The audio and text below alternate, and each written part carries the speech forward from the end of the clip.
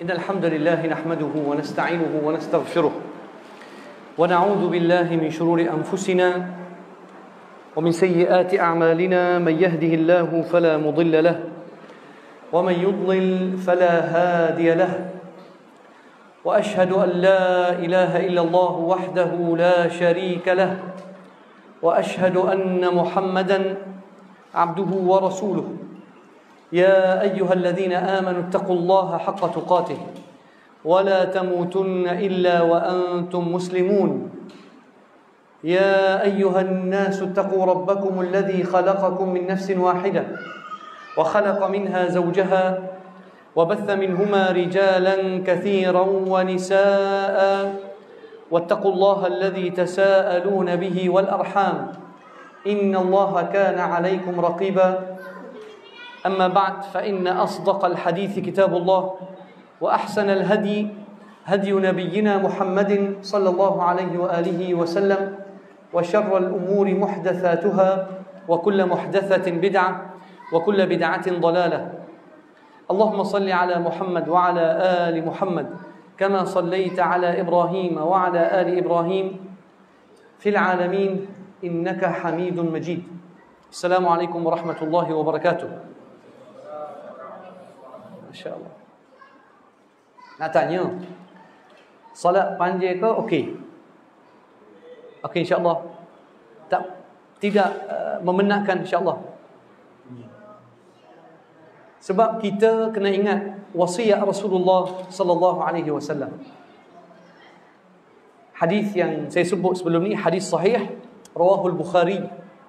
Qala alaihi salatu wassalam, ayyuhan nas inna minkum munaffirin. Ayuhan nas inna minkum munaffirin. Hadis Abu Mas'ud Al-Ansari. Rasulullah sallallahu alaihi wasallam kata, wahai manusia, ada di kalangan kamu orang yang menyebabkan orang ramai tak nak Islam. At-tanfir. Apa makna tanfir? Awak buat sesuatu dalam agama menyebabkan orang tak mari masjid. Sebab tu ada hadis Rasulullah sallallahu alaihi wasallam, hadis yang sahih rawahu Abu Dawud wal Imam Muslim. Rasulullah sallallahu alaihi wasallam mendoakan kebinasaan orang yang tokok tambah dalam agama. Halakal mutanatti'un. Halakal mutanatti'un. Halakal mutanatti'un. 3 kali. 3 kali Rasulullah sallallahu alaihi wasallam ulangi doa kebinasaan atas mereka yang menyusahkan dan melampau dalam agama. Sebab itulah kita tengok kadang-kala masjid-masjid yang buat 20. Hari ni jumpa seorang mak saudara saya. Dia kecik besuk lah. Besuk dengan Kelantan sama je. Allah, abang-cik, orang duduk semangat 20. Mula-mula semangat. Lepas tu tinggal 3-4 orang je dengan itu imam. Saya kata, kenapa dia orang ni tidak istiqamah? Kenapa mereka tak boleh istiqamah bila mendirikan salat tarawih 20 rakaat? Kerana mereka tidak ikut sunnah Nabi Muhammad sallallahu alaihi wasallam. Setiap amalan, saya dah sebut sebelum ni, setiap amalan ibadah kalau tidak mengikut ajaran Nabi Muhammad sallallahu alaihi wasallam tidak akan berkekalan. Ingat hadis sebelum ni saya kata, qala Rasulullah sallallahu alaihi wasallam, likulli amalin syirrah. Ingat ke tak? Anak murid dia tak dengar ke? Ingat tak? Hari puasa yang kedua saya pernah sebut hadis ni. Likulli amalin syirrah. Setiap amal ibadah permulaan dia ada semangat tinggi. Ingat. Walikulli syirratin fatrah. Setiap semangat permulaan satu ibadah mesti akan disusuli dengan down. Mesti semangat hangat tahik-tahik air. Ke mana? Apa? Tahik hangat-hangat air. Betul tak? Begitu lah. Hadis sahih ni, hadis sahih rawah Imam Ahmad. Wal Imam Tirmizi. Ada orang gelak. Tak apa kan. Likulli amalin Likulli amalin syirrah. Setiap amal ibadah dia akan, permulaan dia semangat tinggi sangat. Walikulli syirratin fatrah. Kemudian akan disusuli dengan perasaan malas. Sebab dia mula semangat. Hari pertama. Tengok hari pertama sembahyang tarawih, penuh masjid. Sampai melimpah luar, kat luar. Tapi tengok lepas 3 hari, mana? Tak orang mari, tak mari. Sebab apa? Kerana semangat awak tidak ikut sunnah. Sebab tu Rasulullah sallallahu alaihi wasallam qala, "Faman kanat fatratuhu li sunnati faqad ihtada." Barang siapa yang semangat ibadah dia, permulaan ibadah dia ikut sunnah Rasulullah sallallahu alaihi wasallam, maka dia akan dapat hidayah dan akan kekal istiqamah. Wa man kanat fatratuhu li bid'atin faqad dhall. Tapi orang yang buat bid'ah, dia tidak akan kekal atas bid'ah yang direka. Semayang 20, kenapa awak menyusahkan orang ramai? Sedangkan hadis Aisyah yang sahih dalam Sahih Bukhari, wa rawahu Imam Muslim. Imam Muslim wal Bukhari wa Abu Dawud wal Nisa'i. Qalat Aisyah, kata Sayyidatuna Aisyah radhiyallahu anha, ma kana Rasulullah sallallahu alaihi wasallam yazidu ala 11 rak'ah. Fala tas'al an husnihin wa tulihin. Rasulullah sallallahu alaihi wasallam tidak menambah lebih daripada 11 rakaat. Fayusalli 4, 2 salam, 2 salam, 4. Kemudian 4 lagi, 2 salam, habis. 4 4 8. Kemudian 3 rakaat witir. 2 syafa', 1 witir. Itu salat Rasulullah. Tapi kalau Rasulullah sallallahu alaihi wasallam dirikan salat qiyamul lail, tarawih, kalau dia sendiri dia akan panjang. Seperti mana hadis Abu Dzar. Ingat tak hadis Abu Dzar? Bagaimana Abu Dzar radhiyallahu an? Hadis Abu Dawud, ingat? Dia kata bila kami salat bersama Rasulullah sallallahu alaihi wasallam, salat tarawih malam 27, Rasulullah sallallahu alaihi wasallam baca panjang sehingga hatta khashina an yafutana al-falah. Kami bimbang akan terlepas waktu makanan sahur. Maksudnya Rasulullah sallallahu alaihi wasallam kalau sendiri ataupun orang-orang nak ikut, Rasulullah panjang. Tapi kalau kita jadi imam, jangan panjang.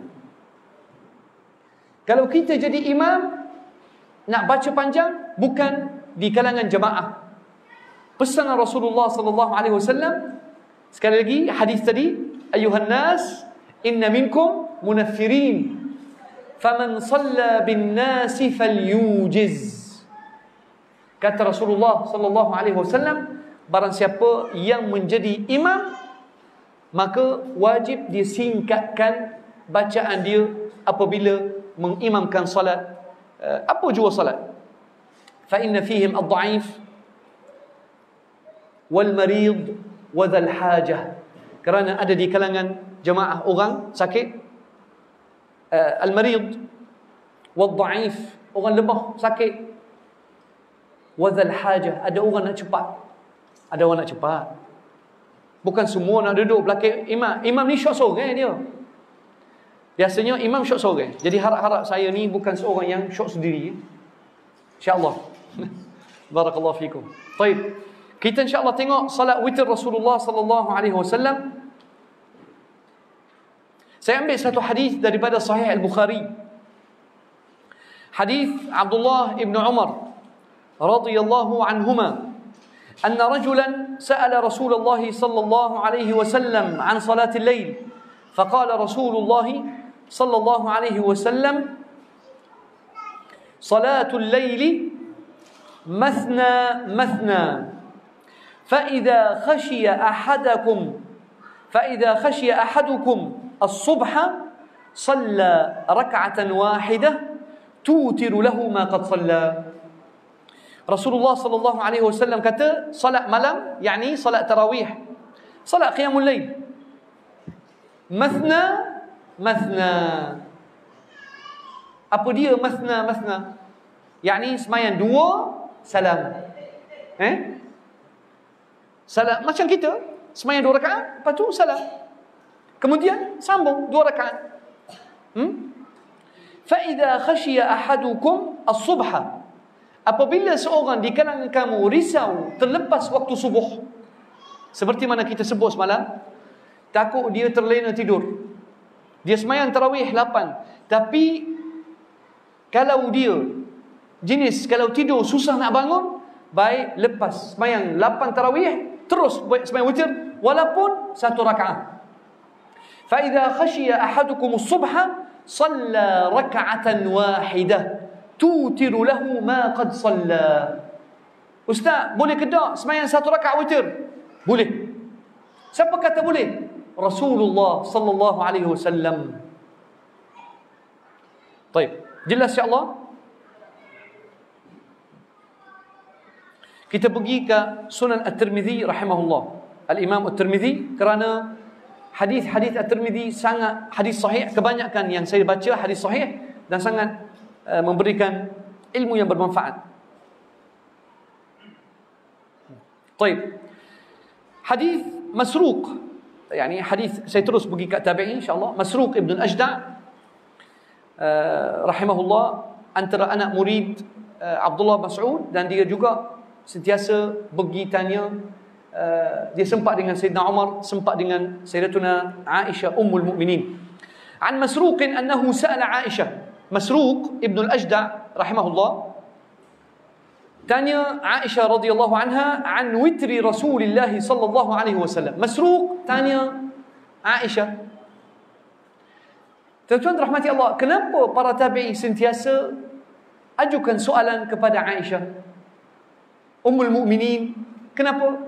Kerana dia adalah isteri Rasulullah sallallahu alaihi wasallam dan dia antara sahabat yang banyak meriwayatkan hadis Rasulullah sallallahu alaihi wasallam.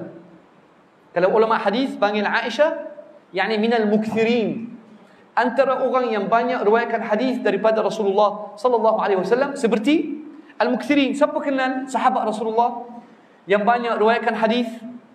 Abu Hurairah. Lagi? Ana dengar suara. Anas terbaik. Naam. Jangan malu, kongsi ya, kita kongsi. Naam. Abdullah Mas'ud, barakallahu fikum syekhuna. Naam. Abdullah bin Umar ibn Khattab radhiyallahu anhuma. Naam, al-mukthirin. Abu Hurairah, Abdullah Mas'ud, Abdullah bin Umar. Anas ibn Malik. Lagi? Abdullah ibn Amr ibn al-As radhiyallahu anhuma. Lagi? Abu Sa'id Al-Khudri. Naam. Lagi? Abu tak jelas. Abu Dzar. Naam, Abu Dzar. Yani mukthirin. Naam. Abu Musa al-Asy'ari. Ni antara sahabat Rasulullah sallallahu alaihi wasallam yang banyak meriwayatkan hadis. Masruq tanya Aisyah an witri Rasulillah sallallahu alaihi wasallam. Dia tanya bagaimana witr Rasulullah. Saya nak masuk satu isu.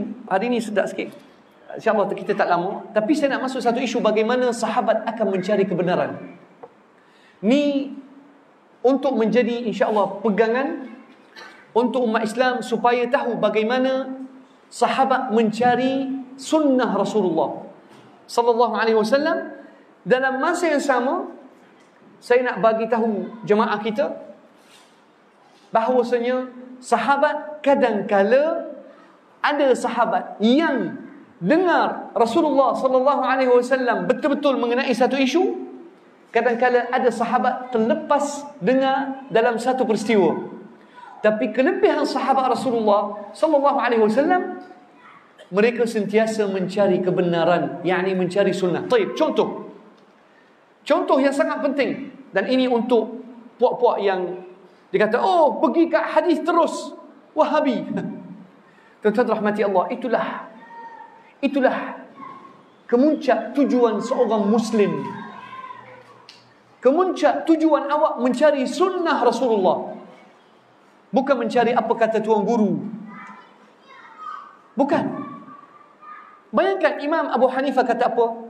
Tengok Abu Hanifah, na'am rahimahullah, fima sahha anhu, qala Abu Hanifah, la yahillu li ahadin an ya'khudha anni hatta yasihha la yahillu li ahadin an ya'khudha ahad anni hatta yata'akkada anna ma qultuhu muttabi'un li Rasulillah wa li sahabatihi. Kata Abu Hanifah, Al-Imam Abu Hanifah rahimahullah, aku tidak halalkan siapa-siapa ambil ilmu daripada aku sehingga dia memastikan pendapat aku datang daripada Rasulullah sallallahu alaihi wasallam dan amalan sahabat baginda. Abu Hanifah. Imam Ahmad Ibn Hanbal kata apa? La tuqallidni. La tuqallidni. Wala tuqallid Malikan. Wala Syafi'i, wala Al-Auza'i, wala Al-Thawri. Wa khudh min haitsu akhadhu. Ya Allah. Inilah ulama yang kita nak jadikan contoh. Kata Imam Ahmad rahimahullah, Imamus Sunnah, dia kata apa? Jangan tiru aku buta tuli. Ingat adik, ini wasiat ulama. Wasiat Imam Ahmad bin Hanbal.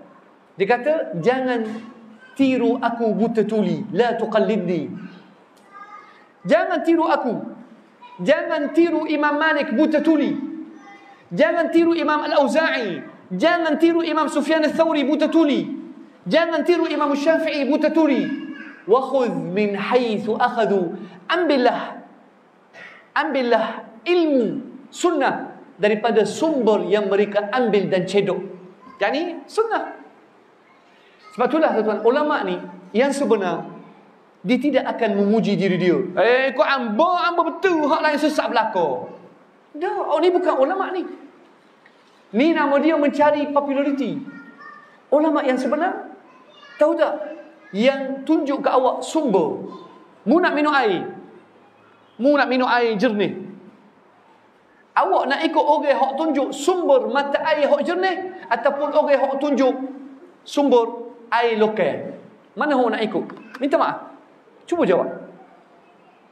Awak nak orang yang tunjuk awak sumber mata air hak jernih ataupun nak jumpa orang hak tunjuk kat awak tali air hak dah keruh dengan air lokal dan sebagainya? Nak ambil mana? Adik nak ambil mana? Air jernih. Syekh Fazli nak ambil mana? Air jernih ke air lokal? Ambil sumber. Ambil sumber. Dok ustaz, kita tak say hak jernih, kita hak hujung sekali. La ilaha illallah. Ikut mu. Tak apa beres, teruskan. La haula wala quwwata illa billah. Cuba tengok. Adik-adik, masya-Allah. Jadi tempat ghosti pula. Tak apa. Dia suka biar. Tengok isu ni. Isu orang bangun dalam keadaan junub ketika bulan puasa. Inilah antara isu yang menyebabkan saya tertanya-tanya, betul ke Tok Guru ni mengajar? Ada seorang ustaz serbai besar gini, ustaz Arab. Serbai gini ya. Dia kata kalau bangun dalam keadaan junub tak jadi puasa, batal. Saya kata mari mana ni? Saya silap tanya, Syekhuna, apa bukti dia? Saya je tanya, apakah dalil? Oh, mengamuk dia. Oh, jangan tanya dalil. Kamu jadi Wahabi. Allahu Akbar. Tuan-tuan rahmati Allah. Bagaimana dia boleh menafikan hak kita untuk mencari ilmu? Awak sebagai alim, tunjuklah dalil. Ceritalah bagaimana zaman Rasulullah. Tengok apa jadi. Ada seorang tabi'i, nama dia Abdul Rahman. Abdul Rahman, ingat nama dia. Di dalam hadis Sahih Muslim, Imam Muslim bawa 5 riwayat. Abdul Rahman Ibnu Abi Bakr Ibnu Abdul Rahman Ibnu Hisham Ibnu Al-Harith. Tak apa panjang, tak apa. Tapi saya kena hafal sebab saya suka kisah ni. Imam Muslim cerita kisah ni. Abdul Rahman Ibnu Abi Bakr Ibnu Abdul Rahman Ibnu Hisham Ibnu Al-Harith. Abu Bakar Abdul Rahman ni seorang tabi'i yang besar. Nak bagi kamu faham cerita, seorang tabi'i yang hatta Imam Zuhri kalah dengan dia. Dia seorang wara', zuhud, tapi dia ulama hadis. Nama dia, gelaran dia Rahibu Makkah. Memang dia alim hadis, fiqh. Dia atas lagi tinggi, dia tinggi daripada Imam Zuhari. Dia sama tahap dengan Sa'id ibn Musayyib rahimahullah. Abu Bakar Abdul Rahman ibn Hisham, anak dia sekarang ni, anak dia Abdul Rahman. Anak dia dengar ada seorang kata, anak dia ni sempat dengan Abu Hurairah. Abu Hurairah hidup lama. Abu Bakar kata, ada orang kata, Abu Hurairah kata, man qama junuban falyuftir wa alaihi alqada. Ada orang kata, Abu Hurairah kata, barang siapa yang bangun dalam keadaan junub, yakni bangun subuh dah terbit, bangun dalam pukul 6:30, gitulah. Man qama junuban atau asbaha junuban fa alaihi alqada. Barang siapa yang bangun dalam keadaan junub, yakni malam tadi bersetubuh dengan isteri, tak ada nak mandi, bangun subuh, itu pun lewat, tak ada nak sahur, maka siam dia, puasa dia tidak sah, kena qada. Maka Abdul Rahman ni, dia cerita ke ayah dia ulama, tabi'i. Ayah dia siapa? Abu Bakar Abdul Rahman ibn Hisham. Apakah Abdul Rahman ibn Hisham buat? Dia terus bergegas pergi jumpa Sayyidatuna Aisyah. Dia pergi jumpa Sayyidatuna Aisyah radhiyallahu anha. Maka Abdul Rahman, Abu Bakar ambil anak dia, Abdul Rahman, Abu Bakar Abdul Rahman ni ambil anak dia, dia pergi jumpa Aisyah dan Ummu Salamah. Dia tanya, ya Ummul Mukminin, hal idza qama atau asbaha Rasulullah sallallahu alaihi wasallam junuban yuftir? Dia tanya, wahai Ummul Mukminin, benarkah kalau Rasulullah sallallahu alaihi wasallam bangun pagi dalam keadaan junub, yakni malam tadi bersama isteri, adakah puasa dia tidak sah dan wajib qada? Qalat la, tidak. Kata Aisyah, kana Rasulullah sallallahu alaihi wasallam yusbihu junuban min ghairi ihtilam ba'da jima' fayasum. Kata Aisyah radhiyallahu anha, Rasulullah sallallahu alaihi wasallam bangun waktu pagi dah pukul 6 lebih, dalam keadaan junub min jima', yakni malam tadi bersama isteri, fayatawadda wa yutimma sawmah wa la yaqdi. Faham tak? Aisyah kata Rasulullah sallallahu alaihi wasallam bangun pagi dalam keadaan junub bersama isteri, walaupun dah cerah waktu subuh, baginda alaihi salatu wassalam mandi dan teruskan puasa dan tak perlu qada, terus puasa. Ustaz, mesti orang tanya, dah mana Abu Hurairah kata gitu? Maka kemudian tengok para tabi'i. Abdul Rahman ibn Hisham ambil anak dia, iaitu Abdul Rahman. Qal fadhahaba bi abi ila Abu Hurairah wa qabalna. Aku dengan ayah aku pergi jumpa Abu Hurairah dan tanya dia, macam mana Abu Hurairah awak kata orang yang bangun pagi dalam keadaan junub, puasa dia tidak sah dan perlu qada? Sedangkan Ummu Aisyah dan Ummu Salamah kata Rasulullah sallallahu alaihi wasallam bangun pagi dalam keadaan junub, tapi Rasulullah sallallahu alaihi wasallam teruskan puasa, tak perlu qada, tak perlu ganti. Adakah Abu Hurairah kata, aku betul? Tengok Abu Hurairah. Qala Abu Hurairah, wallahi laqad haddathani al-Fadl ibn Abbas. Abu Hurairah kata, minta maaf, aku dengar daripada Al-Fadl ibn Abbas, walakinna qawla Rasulillah sallallahu alaihi wasallam huwa al-haq. Kata Abu Hurairah tarik balik kenyataan dia dan dia kata, ikutlah Rasulullah sallallahu alaihi wasallam. Aku sebenarnya salah. Faham tak tuan-tuan? Abu Hurairah taati Rasulullah. Adakah Abu Hurairah pegang pendapat dia? Tidak. Abu Hurairah pun dia kata, wallahi laqad akhtat, aku salah. Wa attabi'u qawla Rasulillah. Abu Hurairah kata, aku ikut Rasulullah sallallahu alaihi wasallam. Maka Abu Hurairah tarik balik kenyataan dia dan dia kata, orang yang bangun pagi walaupun subuh telah, yakni berkumandang, walaupun dalam keadaan junub, teruskan puasa tidak perlu qada, tidak perlu ganti. Kenapa sahabat buat macam ni? Kerana mereka mencari sunnah dan kata Rasulullah sallallahu alaihi wasallam. Jelas tak? Jelas. Betul, semua faham? Ada orang mata pejam. Betul ke faham ke tak ni? InsyaAllah faham, insyaAllah. Baik. Kenapa Ustaz Muhib bawa gini? Kenapa tuan-tuan? Sebab Rasulullah sallallahu alaihi wasallam kena jadi contoh tauladan. Kita kena cari ilmu. Wajib cari ilmu. Wajib cari sunnah. Baca hadis. Apa jua ustaz kata? Kalau kata ustaz bertentangan dengan sunnah Rasulullah sallallahu alaihi wasallam yang sahih, maka kita kata, minta maaf ustaz, aku tak boleh ikut awak. Sebab yang masukkan aku syurga adalah Rasulullah sallallahu alaihi wasallam, bukan ustaz. Jadi kenapa masruq? Okey, kembali kepada hadis tadi. Kenapa masruq? Jelas tak sekarang ni isu bangun, orang bangun dalam keadaan junub? Sebab ni isu besar ni, saya dengar banyak kali. Dia kata, tak boleh, tak sah puasa. Mu bangun junub tak sah. Ya Allah, bagaimana engkau kata tak sah?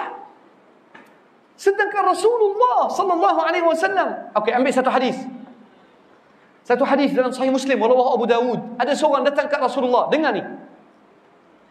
Ja'a rajul ila Rasulillah sallallahu alaihi wasallam. Ni hadis Ummu Salamah. Faqala ya Rasulullah, ya Rasulullah, inni qad qumtu musbihan asbahtu wa ana junub wa qad jama'tu zawjati. Faqumtu junuban. Fa'aftart. Fahal alayya qada? Dia kata, ya Rasulullah, aku dah bangun pagi dalam keadaan junub, bersubuh dengan isteri aku. Tapi dah, maksudnya subuh, dah maksudnya dah menjelma. Subuh dah berkumandang, tapi aku tak ada nak mandi. Ya Rasulullah, afa uftir am asum? Ya Rasulullah, patut aku teruskan puasa ke ataupun aku tak jadi puasa, aku kena ganti. Qala Rasulullah sallallahu alaihi wasallam, ana usbihu junuban min jima'in ghairi ihtilam. Rasulullah bagi detail lagi. Rasulullah sallallahu alaihi wasallam kata, aku bangun pagi daripada jima'. Maksudnya bersama isteri, bukan ihtilam. Usbih, bangun pagi, belum mandi. Fa asum wala uftir wala aqdi. Rasulullah sallallahu alaihi wasallam teruskan puasa, tak perlu ganti. Dia kata apa? Ya Rasulullah, inna lasna kahiatik, faqad ghafara Allah laka ma taqaddama min dhanbika wa ma ta'akhkhar. Ini bahaya. Inilah yang paling Rasulullah sallallahu alaihi wasallam tak suka. Kata Rasulullah, awak tak sama. Awak Rasul. Awak Nabi yang Allah Subhanahu wa taala telah hapuskan dosa yang dulu dan kemudian. Maka Rasulullah sallallahu alaihi wasallam marah. Qal, ama inni a'lamukum billahi wa atqakum lah. Faman raghiba an sunnati falaysa minni. Rasulullah sallallahu alaihi wasallam kata, aku paling takut pada Allah dan aku paling alim, ikut aku. Tak nak ikut sunnah aku, awak bukan orang aku. Ya Allah. Jadi bagaimana ada orang kata, oh tak sah puasa, kena ganti balik. Sungguh betapa ramai orang terpaksa ganti puasa kerana fatwa orang yang tidak ada ilmu sunnah. Sebab itulah tuan-tuan, masalah kita umat Islam di akhir zaman, yang bagi fatwa orang yang jahil. Tengok JAKIM sekarang. JAKIM antara jabatan organisasi Islam yang dahsyat, yang boleh menyesatkan orang ramai. Sebab ketua dia wanita. Sedangkan Rasulullah sallallahu alaihi wasallam qala, lan yufliha qaumun walau amrahum imra'ah. Tidak akan berjaya mana-mana kaum yang melantik wanita menjadi ketua. Memang berat sungguh. Berat. Sebab kita melawan sunnah Rasulullah sallallahu alaihi wasallam. Saya kalau orang kata, ustaz, betul, ada orang tegur, dia kata, ustaz jangan kecek besar. Jangan kata Malaysia ni ahlu sunnah wal jamaah. Saya senyap, betul. Saya membisu. Sebab betul, ahlu sunnah apa? Kita ni melawan sunnah. Melawan sahabat. JAKIM dilantik wanita. Tak ada lelaki ke? Tak cukup orang cantik. La haula wala quwwata illa billah. Ma aflaha qaumun wallau amrahum imra'ah. Tidak, Allah Rasulullah kata ma. Harap-harap saya tak silap, ada dua sighah, lan wa ma. Tidak akan. Hadis sahih Bukhari. Lan yufliha qaumun wallau amrahum imra'ah. Tidak akan berjaya mana-mana kaum yang melantik ketua mereka sebagai, yang melantik wanita sebagai ketua. Tiba-tiba kita melantik JAKIM. Inilah tanda kehancuran Islam di Malaysia. Wallahu a'lam. Sebab itulah satu tarikat sesat yang dipromok sekarang ni, yang sangat menentang ajaran Nabi Muhammad sallallahu alaihi wasallam, dibenarkan. Walaupun Majlis Fatwa Kebangsaan telah mengharamkan tarikat ini yang terang-terangan membawa ajaran sesat. Tidak lama lagi kalau Syiah masuk, jangan terkejut. Tak lama lagi kalau kat Malaysia kita dengar orang Syiah makin hamun sahabat, kalau kita dengar orang Syiah makin hamun isteri-isteri Rasulullah sallallahu alaihi wasallam, jangan terkejut. Kerana JAKIM akan membenarkan ajaran sesat di Malaysia. Wallahu alam. Dan kita akan jadi seperti Syria dan Mesir, di mana tidak lagi ada sebarang pegangan kepada sunnah Nabi Muhammad sallallahu alaihi wasallam. Wala haula wala quwwata illa billah. Nampak tuan no? Aisyah radhiyallahu anha bila masruk, kenapa masruk? Panjang pula minta maaf. Boleh lagi ke? Masya-Allah. Kemah ni kita jadi kau host semangat pula. An Masruq annahu ada orang cabut lagi. Kena habis ni. An Masruq annahu sa'ala Aisyah an witri Rasulillah sallallahu alaihi wasallam faqalat, tengok Masruq tanya Aisyah radhiyallahu anha, ummul mu'minin, sayyidatuna Aisyah. Faqalat min kulli al-layli qad awtar. Ni kena faham. Bila Masruq tanya Aisyah radhiyallahu anha mengenai witir Rasulullah sallallahu alaihi wasallam, faqalat min kulli al-laili qad awtar. Dia kata setiap waktu malam Rasulullah sallallahu alaihi wasallam pernah dirikan salat witir. Awwaluhu wa awsatuhu wa akhiruh. Maksudnya Rasulullah sallallahu alaihi wasallam pernah dirikan witir di awal malam pukul 10. Rasulullah pernah buat. Jadi boleh ke tak kita nak buat salat witir dalam masa pukul 9? Boleh. Pukul 10? Boleh. Kata Aisyah, min kulli lail, setiap waktu malam Rasulullah sallallahu alaihi wasallam telah dirikan salat witir. Min awwalihi, permulaan malam, wa awsatihi, tengah-tengah malam, wa akhirih, dan hujung malam Rasulullah sallallahu alaihi wasallam dirikan salat witir. فانتهى وتره حين مات في وجه السحر. نعم. طيب. فانتهى وتره حين مات في وجه السحر. Tapi hujung hayat Rasulullah sallallahu alaihi wasallam, baginda banyak memilih witir di hujung waktu sahar, yakni hujung waktu malam. Maksudnya buat witir dalam buku 5.30 boleh. Nah, kata Imam Tirmizi rahimahullah, kelebihan Imam Tirmizi tuan, dalam kitab Sunan dia akan bawa pendapat ulama. Inilah kelebihan Sunan At-Tirmizi.